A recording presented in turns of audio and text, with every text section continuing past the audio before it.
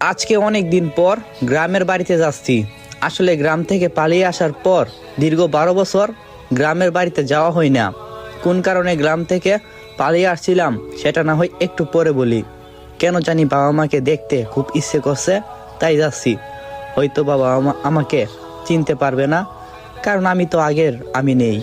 এই যা, আপনাদের তো আমার পরিচয় দেওয়া হয়নি, তাহলে শুনুন। আপনাদের সাথে পরিচয় পর্বটা শেষ করি। আমার নাম হলো রাজ।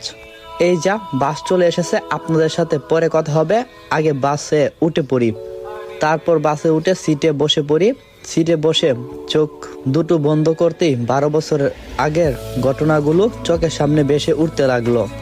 আমি তখন 8ম শ্রেণীতে পড়ি। পড়ালেখায় ছিলাম অনেকটাই ভালো। আমি ছিলাম সব শিক্ষকের চোখের মণি। পড়ালেখায় ভালো বলে সবাই আমাকে খুব ভালোবাসতেন। একদিন আমি স্কুলে যাওয়ার পথে রিয়া, মানে আমার ক্লাসমেট,